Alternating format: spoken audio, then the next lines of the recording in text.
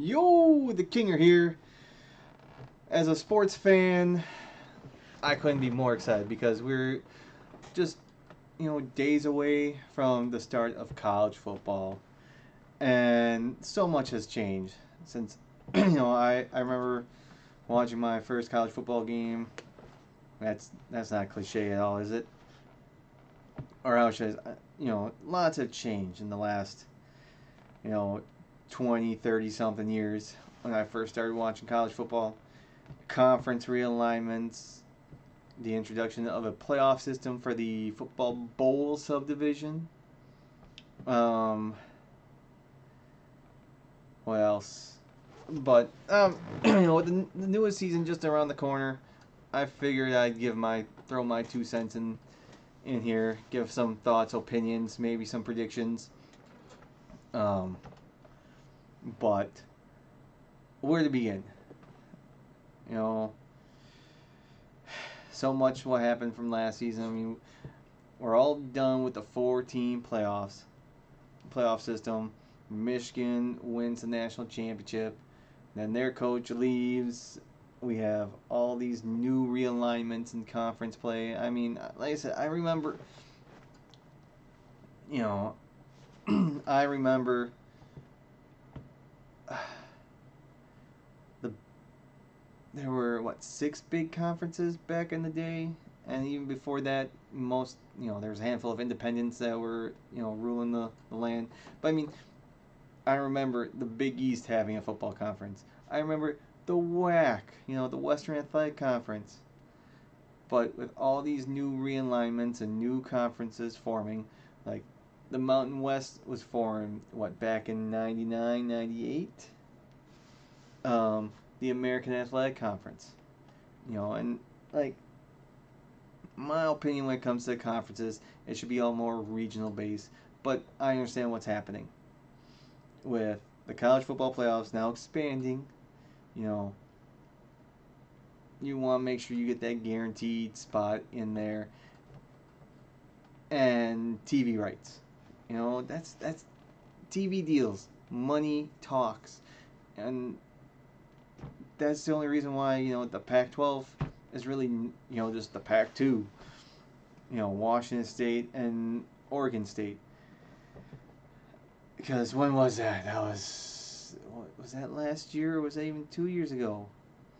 When you had been last year when UCLA and USC was like, what? Bye Pac-12, we're heading to the Big Ten. And Big Ten's like, hey, we could use more teams because we got our hold in the Midwest.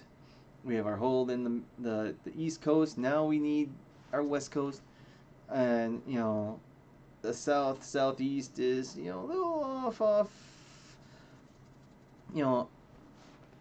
little out of our reach because the SEC, the ACC, the Big 12, even boom, boom, boom. The SEC, they expanded. They got Texas and Oklahoma now, and just all these conferences that, like, okay, who's and what and where's why now? And it's just, I miss the good old days, when the Big Ten had 11 teams, or the Big 12 actually had 12 teams. Conference names don't even make sense anymore. The only one maybe is out of the Power Four is the SEC, the Southeastern Conference. I mean, the Mountain West still kinda, because most of the schools are in the Rockies. You can get away with the American Athletic Conference.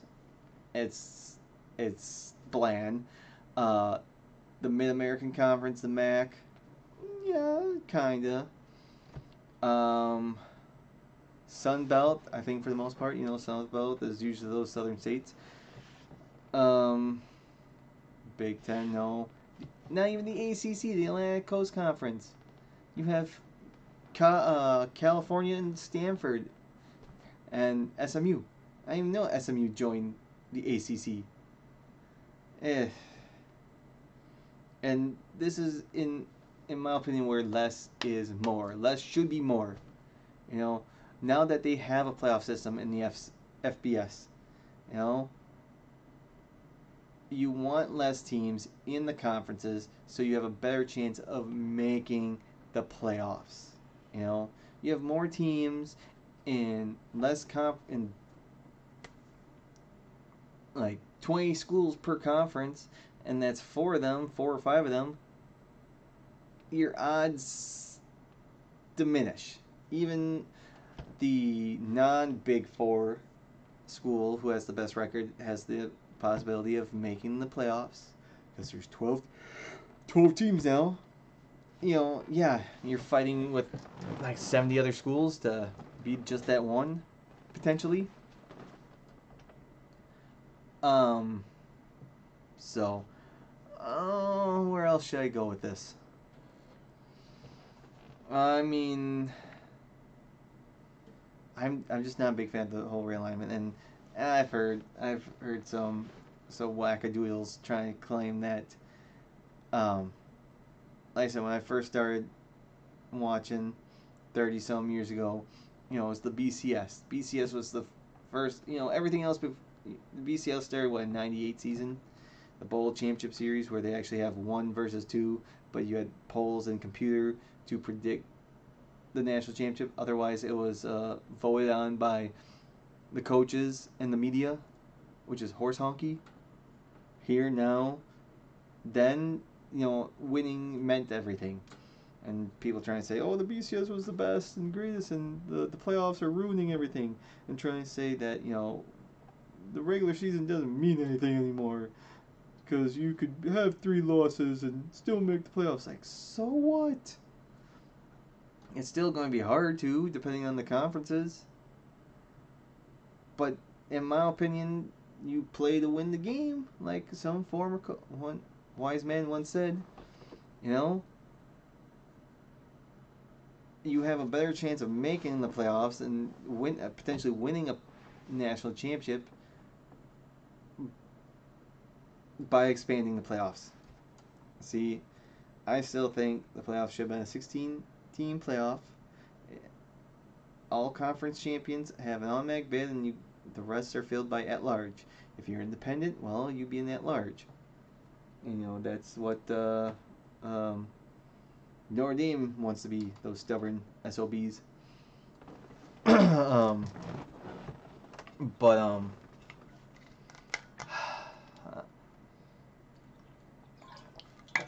what else? Like I said before, Michigan. They won the national championship. Then their coach left, and you have all the cheating and sign stealing. Are they going to get sanctioned or not? Who knows? Slap on the wrist. And then one of the two other main things that have in recent times is transfer portal and NIL. And I'm all for both, to be honest. Transfer portal, the old saying was like, well, coaches, they can get up and leave whenever they want, but the players they recruited, they couldn't. You went to school A because of the coach, but as the coach leaves, you're stuck at school A for at least a year, and if you want to transfer, then you have to sit out and this and that. It's like, oh, why should the students be punished? They shouldn't. But some of them are being ridiculous, like transfer every year to a new school. Well, I mean, that's hardship on the player. They choose to let them to some extent, but that's where NIL comes involved. Schools and dealers and not dealers, sponsors can pay players for their name, image, and likeness, which they should be. I don't know how many years ago there was a kicker from a Florida school. He had a YouTube page showing how to kick the ball, this and that, and NCAA is like, no, you got to shut that down because you're getting money on the side. It's like, why can't he get paid just because he's wearing his school's jersey and practicing on practice field, showing trick kicks and stuff? You're our employee, the NCAA would say, and you don't get paid. We do, but you guys don't. And I mean, the NCAA also had the ability to monitor NIL and how it would be dealt with, distribute, um, regulate, but they chose not to. They decided to let it be a big old wild, wild west, try and get uh, Congress to help them out, and Congress is like, no, screw you. You had the ability to put in rules and regulations, and you decided not to, and now, well, you gotta live with the consequences. And I mean, yeah, it hurts smaller schools, but yet it also brings, I don't want to say parity, you know? As in, like, these smaller schools, if they get enough money, they can bring in a guy or girl or whatever to come to their school, and money, money, money.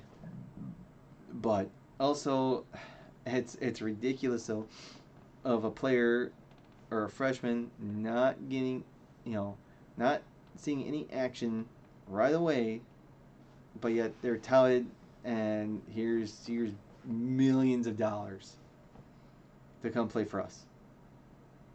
And for some people, money isn't everything, but I understand, 18-year-old, 19-year-old, these young adults being thrown tons of money. It's like, well, I gotta think about the future and so forth. I get that too. But if you don't know how to manage your money, you're kind of bone in the A. So,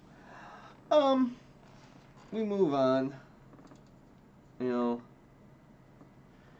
As you can see, you see where my alliance lies. Wisconsin Badgers. In recent years, they've been disappointment, especially ever since COVID, the COVID season. You know, Leading up to it, they were great, had huge recruiting classes, just awesome. COVID hits and everything's just thrown out the window. Bad year, fire coach mid-season, say that they're going to keep the homegrown talent. No, they go somewhere else. And here we are, just as Badger fans, just kind of wandering to find our new identity. And they don't have an easy schedule now in the Big Ten. 18 schools. Biggest game I would say is Alabama, just because of tradition. But here, let's oh, come on, here we go. Here's their schedule. Whoop. And I mean, you'd think you'd start with an easy one with Western Michigan at Camp Rental Friday night under the lights. You would think that'd be a cakewalk. You would hope so, even with the little struggles they had last year. And so forth. Then you take on South Dakota, who is an FCS school, football championship subdivision. They're highly ranked in that, but that should be another pushover. But then the real test comes week 3, December 14th, Wisconsin, Alabama. No Nick Saban. No Nick Saban. I think the last time Nick Saban coached against Wisconsin, came to Camp Randall, was when he was with Michigan State, and the Badgers, kicked his butt. I mean, who knows what Alabama's going to be like this year, without Nick Saban. Old cruddy fuddy duddy, didn't want to deal with NIL and all that recruiting stuff anymore inside the hightail out of there.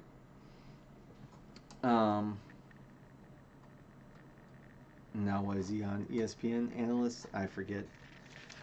But that's a huge statement game if they can take care of business right there. Wisconsin gets the bye on the 21st, 28th. Their first Big Ten game is at the Coliseum against the Trojans, USC.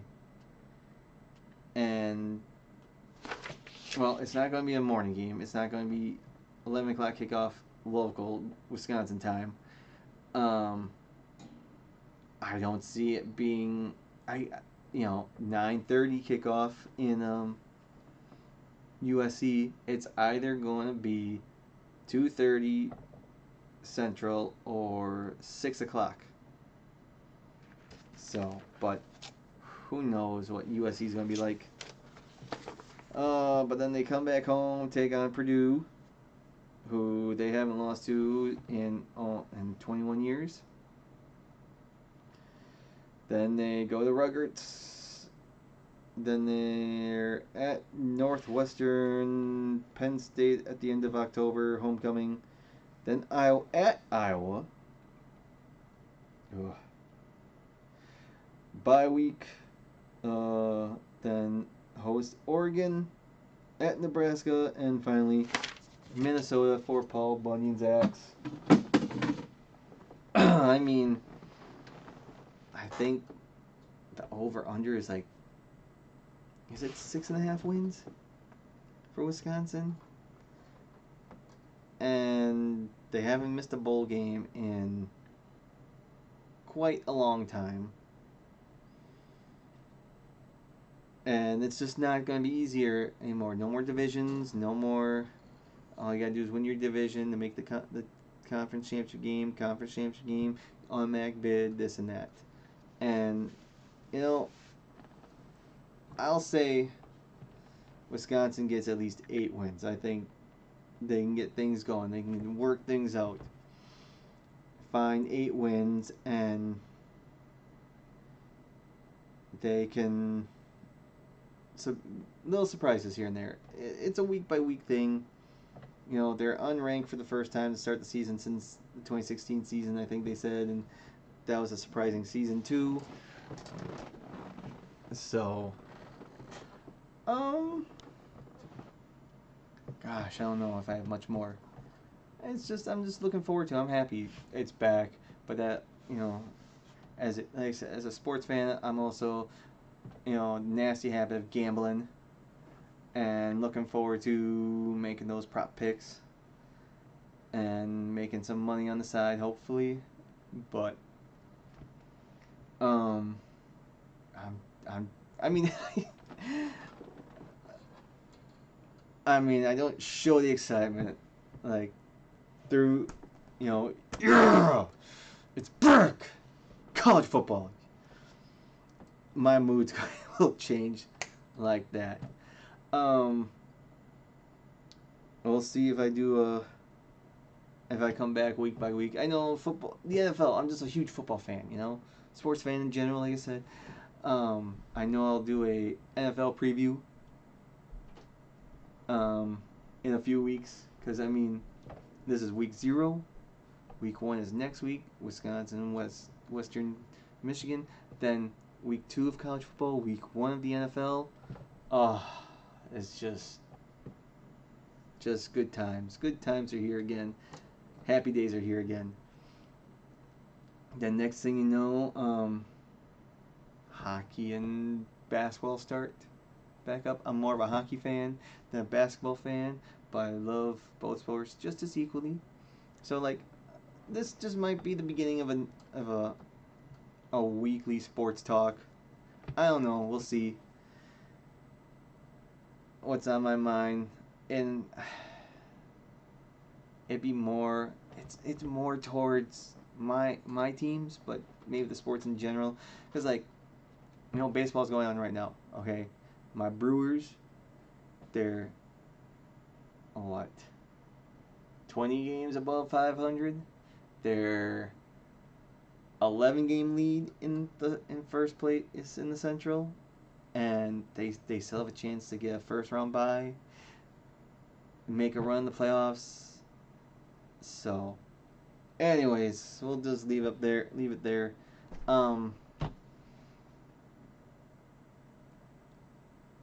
So, I don't know. Anyways, just appreciate if you tuned in just to see my thoughts, opinions. There's not much to talk about right now. Just looking forward to the season itself and see how it unplays with the 12-team playoffs, how the bigger conferences do, and so on and so forth. So yeah, maybe I'll tune in once in a while, once a week, twice a week, once every other week, to give my opinions on how the college football season's going and move from there. So I appreciate, thanks for watching on Wisconsin. Until next time, adios, muchachos.